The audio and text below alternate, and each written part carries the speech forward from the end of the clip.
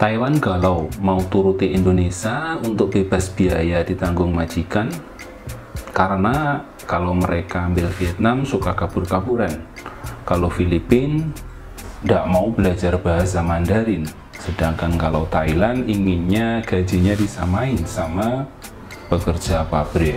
Jangan lupa subscribe ya. Halo teman-teman semua yang ada di Taiwan. Ini ada berita menarik ya dari Taiwan atas kegalauan negara Taiwan itu sendiri terkait aturan atau permintaan Indonesia untuk membebaskan biaya atau biaya pemberangkatan itu semua ditanggung majikan. Kemarin sempat ada demo berjilid-jilid mengatakan bahwasanya say no to Indonesia migrant worker, tapi semua itu nggak bakal terjadi. Kenapa? Mencari TKW sebaik dan serajin Indonesia itu sangat susah ya.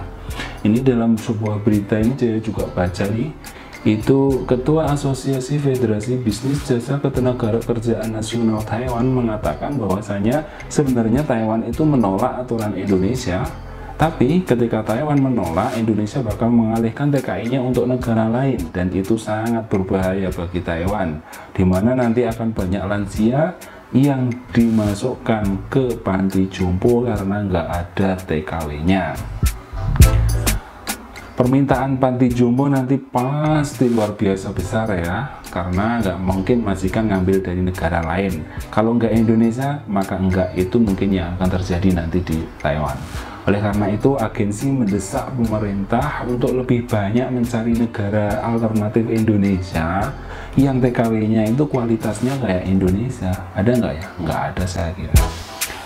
Menurut statistik Kementerian Tenaga Kerja Taiwan, hingga saat ini atau hingga bulan September kemarin, itu ada sekitar 690.000 pekerja migran di Taiwan ya, di mana 253.770 orang itu adalah perawat lansia atau sektor informal.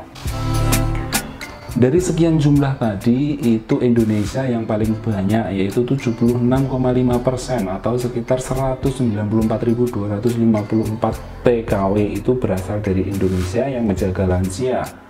Sedangkan dari Filipina dan Vietnam sendiri jumlahnya nggak lebih dari 20.000. Nah, agensi sendiri meminta Taiwan untuk mengembangkan alternatif selain Indonesia ya, tapi itu saya kira juga akan kesusahan gitu loh.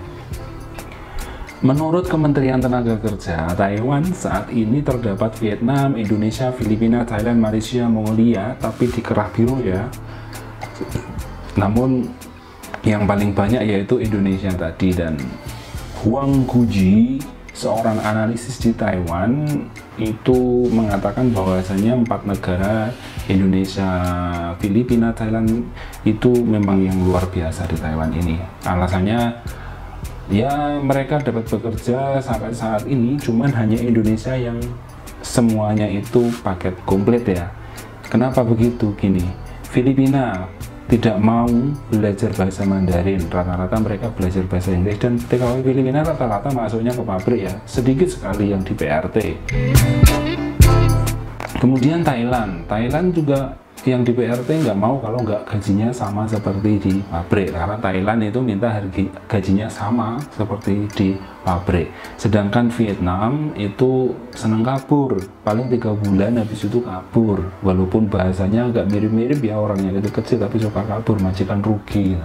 Jadi yang paket lengkap itu Indonesia, orangnya suruh belajar Mandarin bisa, nanti malah bonusnya bahasa dai, bahasa hoki, bahasanya para majikan, hokian.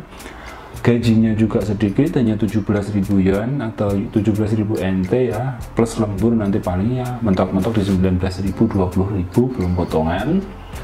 Kerjanya rajin, 24 jam, jarang mengeluh, sering bekerja di luar ketentuan, juga diem aja. Bahkan kadang-kadang kalau terlalu rajin itu dia bekerja nggak diminta aja udah bersihin rumah sendiri. Itu nggak akan bisa dilakukan dari negara lain. So Taiwan benar-benar galau kalau pemerintah Indonesia bersikukuh ya untuk tetap semuanya ditanggung majikan. Nah, sekarang pemerintah Taiwan itu disuruh oleh para agensi itu untuk menjajaki Nepal, Bangladesh, Kamboja, India, Nepal, DLL itu, tapi saya yakin nggak ada yang seperti orang Indonesia. Udah cantik, bersih, rajin bekerja, digaji murah, nggak banyak ngeluh, dan rata-rata mampu bertahan lama.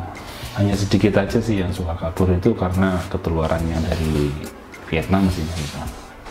Nah, jadi buat teman-teman sahabat BMI di Taiwan, tenang aja ya, pemerintah mungkin akan bersikukuh untuk ini tetap melaksanakan aturan ini demi kalian semuanya. Semoga lebih sejahtera, lebih mudah mencari atau mewujudkan cita-citanya di Indonesia nanti. Ingat, tetap bekerja, bulatkan niatnya, jangan sampai goyah dengan tujuan awal, dan jangan mudah ditipu orang-orang yang sering memanfaatkan para TKW ini.